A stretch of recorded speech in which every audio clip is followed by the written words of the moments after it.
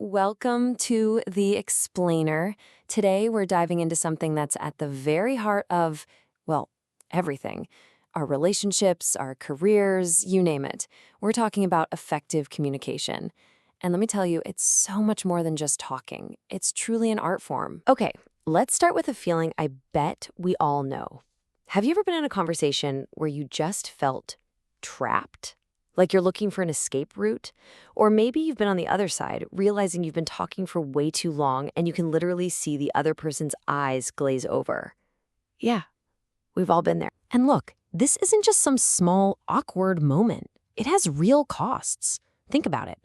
All that wasted time going back and forth on the same point. That feeling of being completely drained after a tense conversation. And the big one, how misunderstandings can just chip away at good relationships until there's nothing left. It's a huge deal. So, what if the secret to better connection isn't about finding the perfect words? What if the words we spend so much time worrying about are actually just a tiny, tiny piece of the puzzle? Now, check this out. This is a classic model in psychology, and it is absolutely mind-blowing.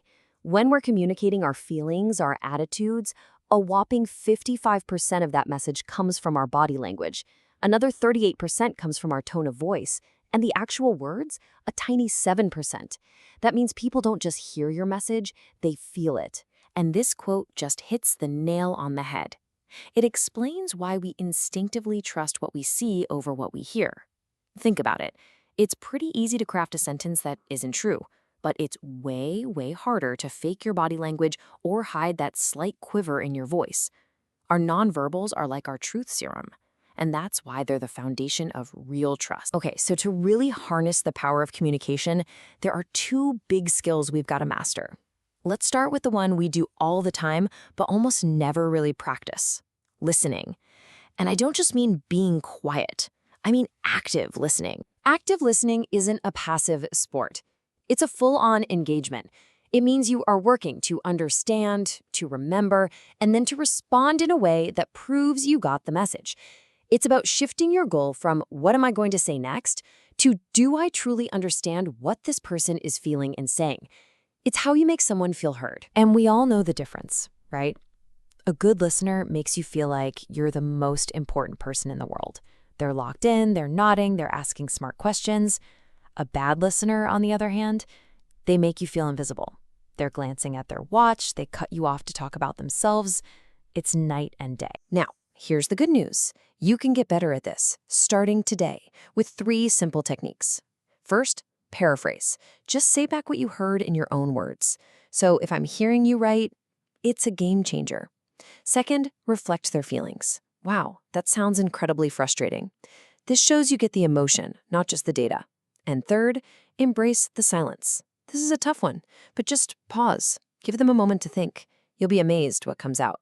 Once you get the hang of active listening, you open the door to the ultimate prize in communication, building real, authentic rapport. This is where connection truly happens. You know that feeling when you just click with someone? When the conversation just flows and you feel totally in sync? That's rapport.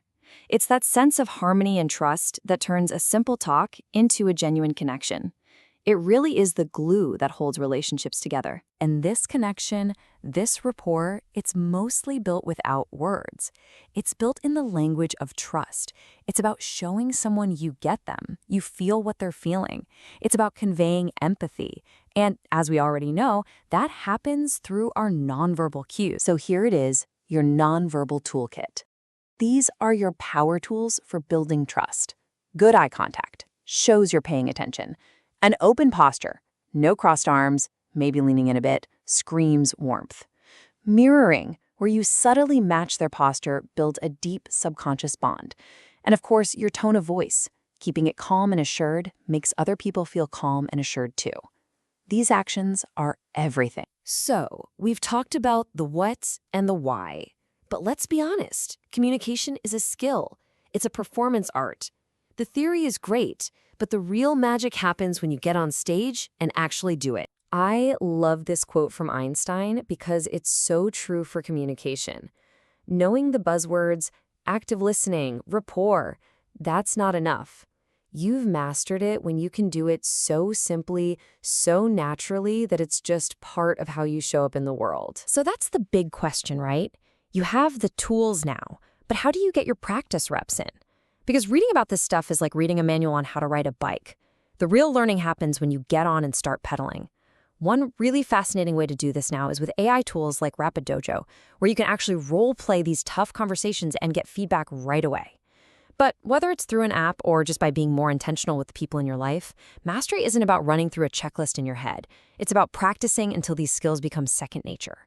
Because true connection happens when we stop obsessing over what we're going to say and start focusing on how we make the other person feel.